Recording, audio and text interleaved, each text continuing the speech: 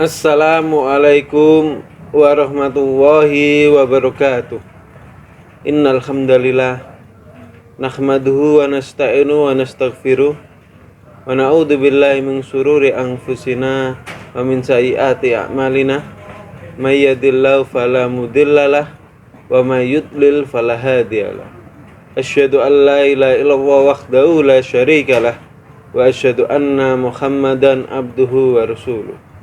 Allahumma sholli ala Muhammad wa ala alihi wa ashabihi wa azwajihi wa dzurriyyati ajmain, amma ba'du.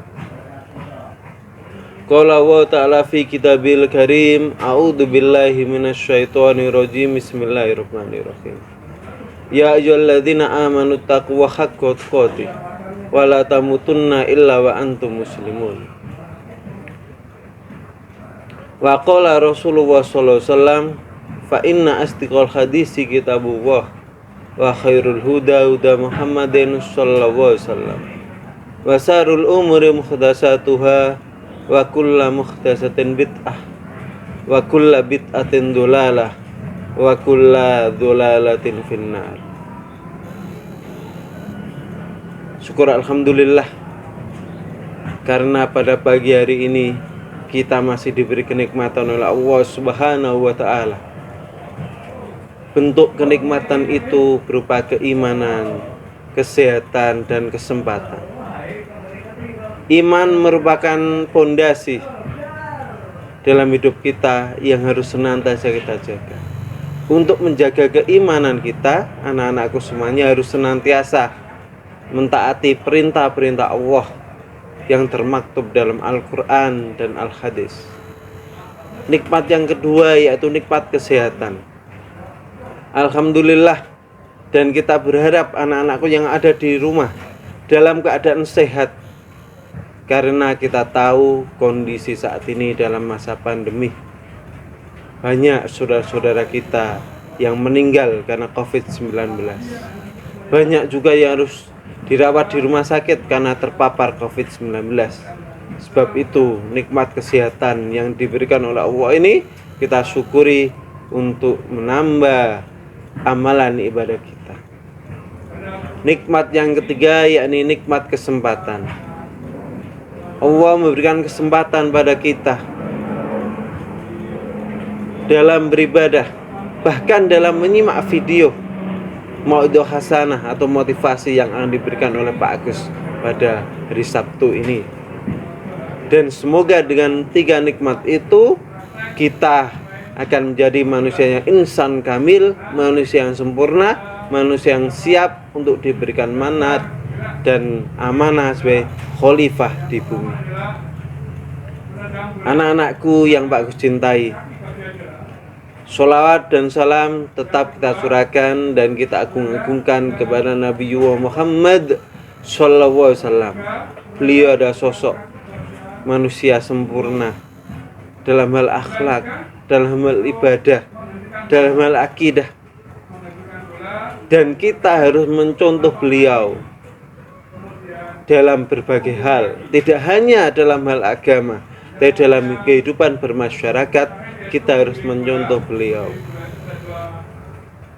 Namanya diabadikan dalam Al-Quran, sebab itu ada surat Muhammad dalam Al-Quran karena kemuliaan beliau. Bahkan namanya selalu disenandungkan di setiap menit dan setiap detik. Kalau tidak percaya, senandung azan itu pasti menyebut nama Muhammad sallallahu alaihi wasallam, dan azan itu berkumandang setiap saat di seluruh dunia. Dan itulah bentuk kemuliaan dan kita tiru. Dan Pak Agus berharap anak-anak semuanya menjadi pengikut Muhammad yang setia, dan besok pada hari kiamat kita bisa mendapatkan syafaatnya di yaumul qiyamah. Amin amin ya rabbal alamin. Anak-anakku yang Pak cintai, sebelum kita masuk mauidhah hasanah atau motivasi, Pak Agus pengen mengajak anak aku untuk bergerak sebentar. Kunci sukses ada 3. Pertama adalah fikir, dzikir, amal. Sambil diikuti ya. Fikir, kita pegang kepala kita, harus terus berpikir. Dzikir, menggunakan hati kita ini. Amal, bergerak. Jadi orang sukses itu harus fikir, dzikir, amal. Fikir, dzikir, amal. Fikir maksudnya orang sukses itu harus menggunakan akal yang diberikan oleh Allah Subhanahu wa taala untuk melihat kondisi di sekitarnya dan dijadikan ilmu. Penggunaan akal inilah menghasilkan ilmu-ilmu sains. Ilmu sains itu karena manusia menggunakan akal. Jadi kalau manusia tidak menggunakan akal, tidak mungkin ada ilmu sains. Jadi gunakan pikiran kita sebaik mungkin, kita akan menjadi orang sukses. Yang kedua, penggunaan pikiran juga menghasilkan ilmu matematika. Karena matematika itu memakai logika. Tanpa menggunakan pikiran tidak ada ilmu matematika. Nah, bahkan ilmu IPS juga itu adalah hubungan pikiran kita dalam melihat hubungan masyarakat. Lahirlah ilmu IPS, ilmu pengetahuan sosial. Jadi fikir itu harus selalu kita olah. Sebab itu sekolah kita akan memberikan mata pelajaran yang banyak dalam rangka mengolah fikir. Yang kedua, zikir, berhubungan tentang hati. Ini ada ilmu-ilmu yang berkaitan dengan akhlak, hubungan baik kita dengan orang lain, yang didasarkan sifat tulus kita, motivasi kita. Jangan sampai hubungan kita dengan orang lain, hubungan kita dengan Allah, motivasinya tidak ikhlas lillahi ta'ala. Motivasi hanya untuk dilihat orang, motivasinya hanya untuk pamer-pamer. Jangan sampai. Kalau kita tidak bisa membersihkan dzikir hati kita, amal kita jadi sia-sia. Yang ketiga, amal. Jadi kita harus sering-sering beramal. Ilmu yang kita miliki harus diamalkan. Seperti kata mutiara yang disampaikan oleh orang-orang Arab, al ilmu bila amalin kasajarin bila samarin. Pak Agus ulangi, al ilmu bila amalin kasajarin bila samarin. Ilmu tanpa amal bagaikan pohon tanpa buah. Pohonnya besar tapi tidak menghasilkan buah, tidak menarik, orang tidak mau menaiki pohon itu. Jadi gunanya amal adalah untuk menghasilkan apa yang sudah kita pikirkan, kita dzikirkan, kita amalkan. Nah, itu sebagai moto ya, fikir, dzikir, amal yang harus kita laksanakan. Anak-anakku yang Pak Agus cintai, sebelum kita mulai masuk berapa materi tentang Mu'adzatul Hasanah, Pak Agus mau cerita. Jadi namanya orang belajar itu pasti ada momen-momen sulit, ada momen-momen mudah. Momen sulit dan momen mudah itu adalah satu kesatuan. Dulu kita kenal seorang ulama besar yang bernama Imam Syafi'i. Beliau seorang penghafal hadis ribuan, kitabnya banyak kalau kita temui ya. Kalau kita ke sosial agensi, kitab kitabnya Imam Syafi'i banyak. Bahkan di Indonesia ini hampir ya, baik organisasi kemasyarakatan Muhammadiyah maupun NU yang merujuk pada kitab-kitab Imam Syafi'i. Di dalam Imam Syafi'i dalam menuntut ilmu, beliau ternyata susah sekali untuk mendapatkan kertas. Dulu memang kertas tidak mudah seperti sekarang. Beliau harus menjadi pemulung bahasanya. Jadi menuju ke pasar menjadi pemulung, mengambil kertas-kertas bekas untuk digunakan menulis. Karena mereka memang tidak punya uang, hidupnya susah. Tapi dengan semangat beliau dalam menuntut ilmu, akhirnya beliau menjadi seorang ulama besar.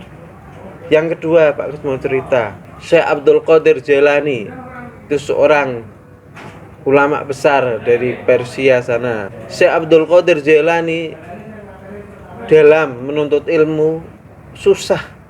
Orang tuanya tidak setiap bulan memberikan uang saku untuk dia. Untuk makan dia harus mengambil makanan sisa yang ada di pasar, ataupun makanan sisa yang dibuang di kali yang masih layak untuk dimakan. Suatu ketika Syekh Abdul Qadir Jailani ini lapar ya, datang ke pasar, ternyata banyak ribuan orang yang juga susah makan. Dia akhirnya tidak ambil itu makanan ya. Ketika datang di kali, banyak sekali orang juga mengambil makanan itu ya. Akhirnya dia memutus, sudahlah, saya tidak mengambil makanan. Dia berhenti di sebuah masjid ya. Dalam keadaan lapar, Syekh Abdul Qadir Jailani melihat ada seorang musafir yang dengan lahapnya memakan makanan. Dia kondisi lapar sambil menelan ludah. Dia bilang, ketika seorang musafir itu memasukkan makanan, seakan-akan makanan itu masuk ke dalam perutku, seakan-akan, padahal tidak masuk. Saking laparnya Syekh Abdul Qadir Jailani. Si musafir ini melihat di sampingnya kok hanya domblong ya, pengen makan. Akhirnya ditanya, saudara mau makanan? Ini diambil aja makanannya. Enggak, saya enggak, beneran ini diambil aja. Akhirnya musafir itu membagi makanannya dan Syekh Abdul Qadir Jailani memakan.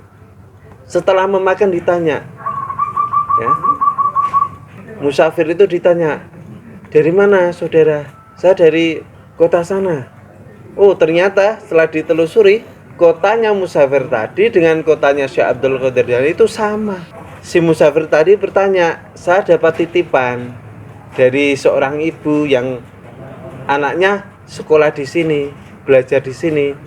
Ini saya ada uang, mau dikasihkan ke dia. Saya juga mau minta maaf juga, karena uangnya ini sebagian tak belikan makanan. Tidak saya bisa kasihkan semua karena saya lapar, tak berikan makanan. Siapa nama itu? Nama orang yang dituju tadi. Berkatalah musafir tadi adalah Syekh Abdul Qadir Jailani. Ternyata makanan dia makan tadi sebenarnya makanannya dia yang dititipkan oleh seorang musafir. Tapi beliau memaafkan. Dari dua cerita tadi dapat diambil kesimpulan, dalam menuntut ilmu yang terpenting adalah bagaimana kita teguh dan semangat dalam menghadapi apapun cobaan dalam menuntut ilmu. Mungkin kali ini kita dicoba dengan pandemi. Ya kita harus sabar. Kita harus tenang, teguh. Meskipun belajar dari rumah semangatnya tetap sama. Ya. Jangan sampai kita belajar dari rumah semangatnya berbeda, bermalas-malasan. Itu salah. Dan itu tidak sesuai dengan perintah Al-Quran. Dalam Al-Quran disebutkan surat Al-Asr ya. Saya yakin anak-anakku paham surat Al-Asr ya. Masih ingat surat Al-Asr? Bunyinya yang pertama apa? Ya, kalau gitu Pak Agus baca. A'udzubillahi minasyaitonirrajim. Bismillahirrahmanirrahim. Wal asri innal insana lafi khusrin illa alladzina amanu wa amilus solihati wa tawasaw bil haqq wa tawasaw bis sabr. Dalam ayat ini ada perintah yang utama dari Allah. Wal asri, demi masa. Masa yang dimaksud ini adalah waktu. Allah bersumpah demi waktu. Ketika seorang Tuhan Allah bersumpah demi waktu, berarti waktu itu hal yang penting. Orang sukses dan tidak sukses itu ditentukan bagaimana dia menggunakan waktunya. Kata orang Inggris, waktu adalah uang. Kata orang Arab, waktu adalah pedang. Barang siapa yang tidak bisa menggunakan dengan baik, dia akan tersayat oleh pedang itu. Kita lihat Presiden Habibie. Itu orang yang sukses menggunakan waktunya. Akhirnya dia bermanfaat. Dibandingkan dengan mungkin teman-temannya seliting dulu, seangkatan dulu, tidak menggunakan waktunya dengan baik, dia tidak bisa sukses. Jadi orang sukses dan orang tidak sukses itu waktunya sama, 24 jam. Yang membedakan apa? Orang sukses bisa menggunakan waktu dengan baik, orang tidak sukses tidak bisa menggunakan waktu dengan baik. Jadi anak-anakku, tolong Bapak Ibu guru sudah memberikan berbagai tugas, berbagai metode, baik dengan video Zoom, diikuti dengan baik. Itu salah satu bentuk penggunaan waktu. Kita lanjutkan arti surat itu. Innal insana lafi khusrin. Innal insana, sesungguhnya manusia, saya, anak-anakku, semua manusia yang ada di dunia ini, lafi khusrin, berada dalam kerugian. Rugi. Siapa yang rugi? Ya orang yang tidak bisa memahamkan waktu. Kata Al-Quran disebutkan ada yang tidak rugi, illalladzina amanu, kecuali orang-orang yang beriman, orang-orang yang punya iman. Alhamdulillah, anak-anakku dan kita semua, ya, termasuk guru kelas 6 itu beriman, sudah mendapat poin tidak rugi.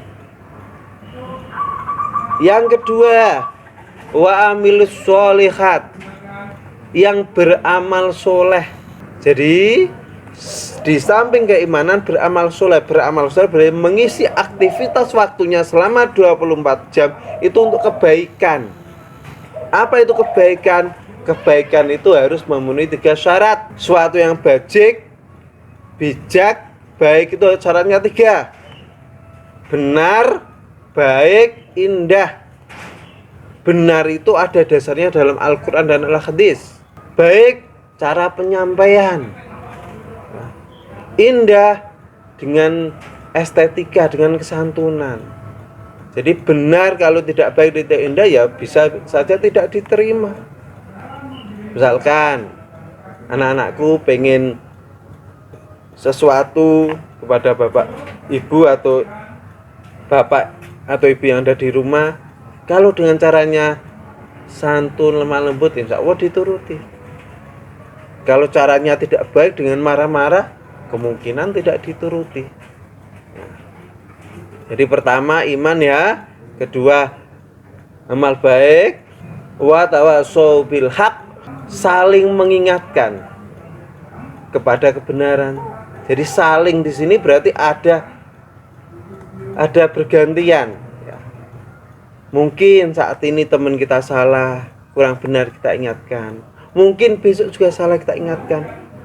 Saling terus, tidak punya rasa sakit hati kalau diingatkan. Sebab itu disebutkan dalam kata mutiara, kulil haqqa walau kana muron, sampaikan kebenaran walaupun pahit, ora enak. Yang keempat adalah wa tawasau bis sabr, dan sabar. Jadi orang mengingatkan kebenaran ini harus sabar. Orang belajar itu ya sabar, tidak ada belajar yang instan. Belajar matematika langsung paham, tidak bisa. Mungkin ada yang langsung paham, mungkin 2 hari lagi baru paham, mungkin 3 hari lagi baru paham. Ya sabar. Dengan kesabaran inilah insya Allah kita termasuk orang-orang yang sukses. Jadi kunci tadi yang pertama adalah manajemen waktu, pemanfaat waktu dengan baik, sungguh-sungguh ya. Jadi pertama sungguh-sungguh, kedua memanfaatkan waktu dengan baik. Yang ketiga, setelah kita melaksanakan 2 itu, apa kunci sukses bagi seorang anak? Birrul walidain. Apa itu birrul walidain? Berbakti kepada kedua orang tua. Pak Agus mau cerita sebelum kita lanjut menjelaskan birrul walidain. Dulu ada seorang sahabat namanya Alqamah. Dia sahabat Nabi, ahli sholat, ahli zikir, ahli sholat tahajud. Sebelum menikah, Alqamah sangat sayang pada ibunya. Suatu ketika dia sudah menikah, dia mendapat istri yang istri ini kurang baik, tidak bisa membangun hubungan baik dengan ibunya Alqamah. Suatu ketika berkat bujukan istrinya, Alqamah mulai durhaka terhadap ibunya. Sampai suatu ketika ibunya hampir tidak mau memaafkan Alqamah. Saking jengkelnya terhadap perilaku anaknya yang kena hasutan dari istrinya. Apa yang terjadi dalam Alqamah ketika menjelang meninggal Alqamah dalam sakaratul maut tidak bisa meninggal. Seluruh sahabat bingung. Akhirnya Nabi Muhammad diundang saat itu. Melihat Alqamah seperti ini, Nabi Muhammad dalam hati menangis. Ya Allah, ada seorang sahabat yang ahli sholat. Mengapa engkau sulitkan ketika mau meninggal atau sakaratul maut?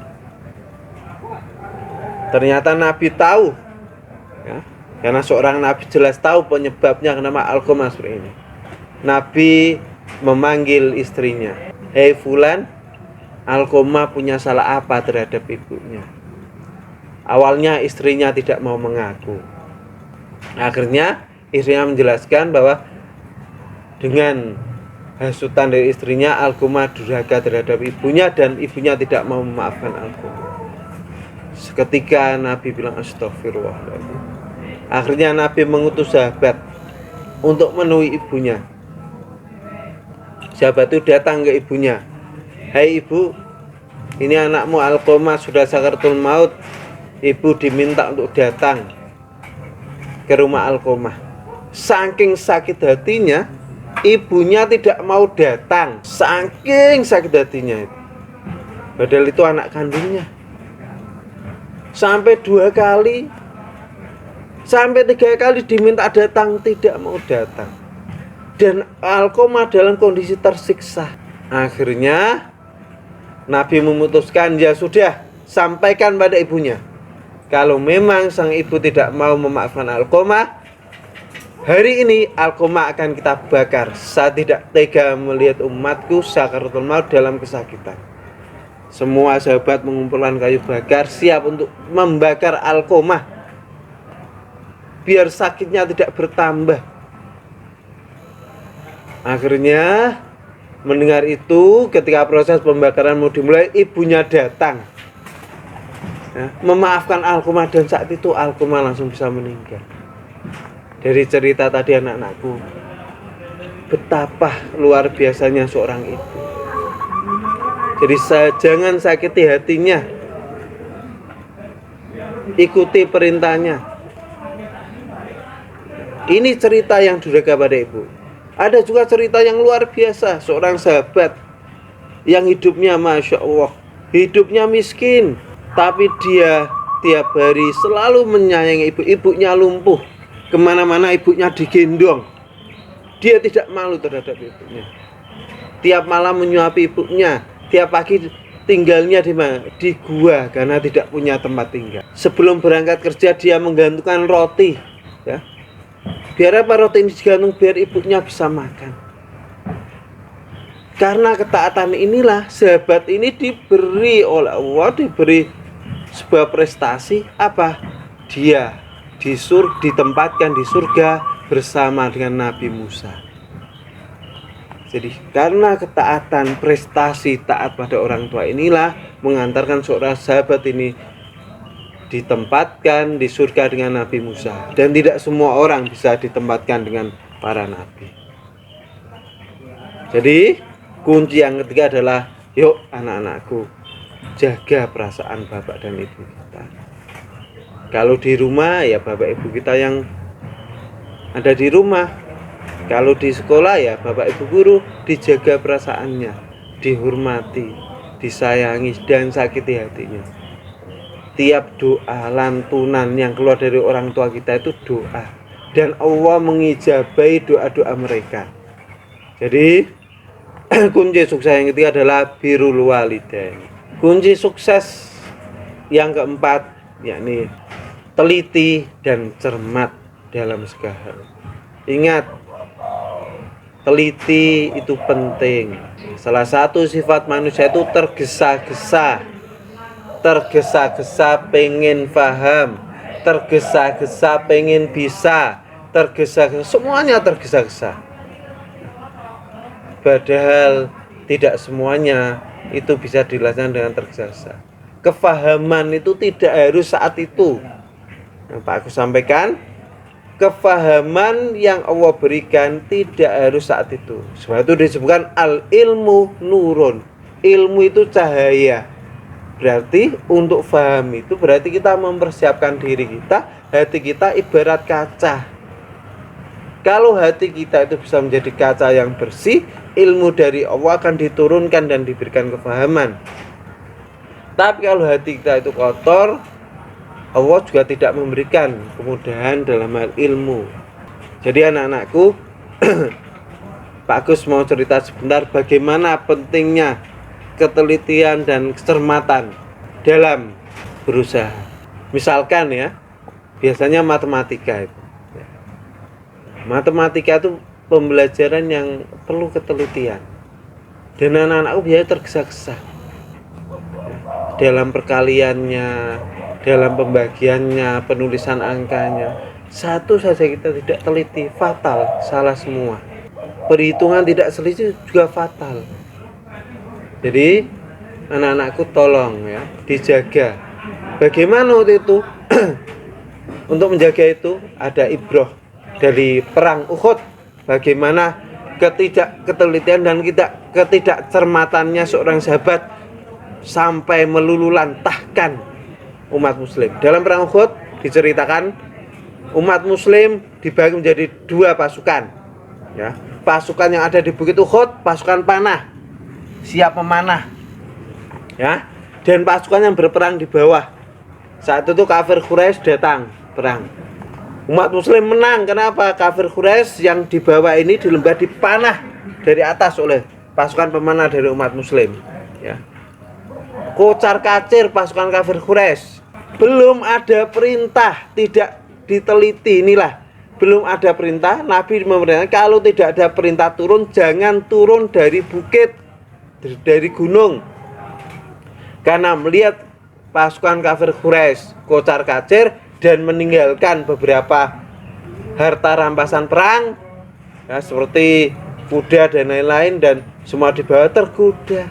Belum ada perintah turun. Semua pasukan pemanah turun. Sampai turun, seorang panglima perang kafir Quraisy, Khalid bin Walid, melihat semua itu. Akhirnya pasukan kafir Quraisy berputar arah menaiki Bukit Uhud. Gantian umat muslim yang dipanah habis. Itu peperangan yang paling parah. Umat muslim kalah lululantah, banyak sahabat yang meninggal. Bahkan Nabi Muhammad bercucuran darah. Itu bukti ketidaktelitian dan ketidakcermatannya dalam memahami perintah Nabi. Itu dalam perang berakibat fatal. Sebab itu dalam pelajaran kita harus cermat dalam segala hal. Oke, sebelum kita masuk ke 5, anak-anakku masih ingat tepuk Filipin, kita ulangi lagi ya. Sambil kita itu di rumah dilaksanakan ya. Kelas 3 dulu pernah Pak Agus ajari, karena Pak Agus dulu pernah ngajar kelas 3 di Hizbul Waton ya. 1 2 3 4 ya. Semoga masih ingat ya. Dilaksanakan dulu bareng ya. Pak Agus kasih apa-apa ya. Ya. 1 2 3 4 ya.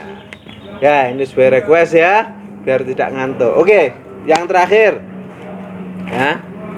Setelah kita sudah melaksanakan 4 hal itu, motivasi terakhir dari Pak Agus adalah anak-anakku semuanya, semua ketentuan kalau sudah kita melaksanakan itu adalah kita harus bisa menjadi orang yang tawakal, menerima segala keputusan dari Allah SWT. Jadi Pak Agus cerita sedikit. Dulu ada seorang anak yang merengek-rengek pada orang tuanya, minta dicarikan kupu-kupu dan bunga.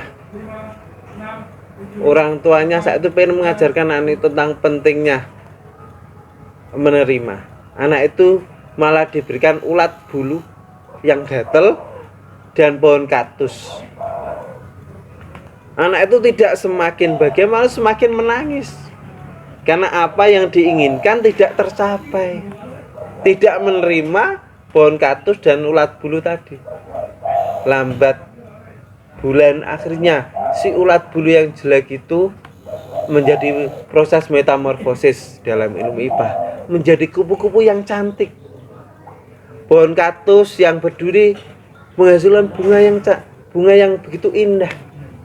Akhirnya anak ini sadar, setiap apa yang menerima kita itu pasti ada nilai-nilai kebaikan. Mungkin tidak saat ini.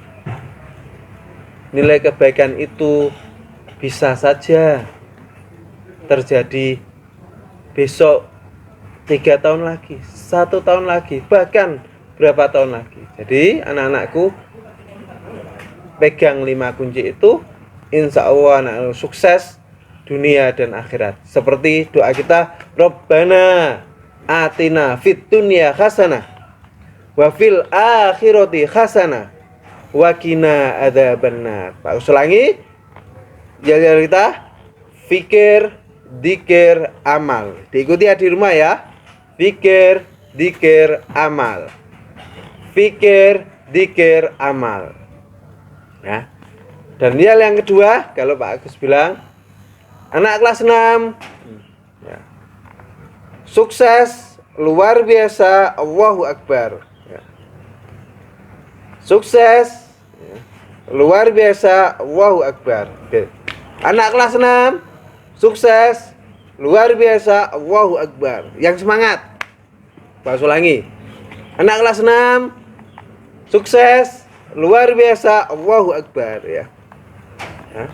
Kita berharap kita termasuk orang-orang yang terpilih yang bisa menggunakan waktu dengan baik.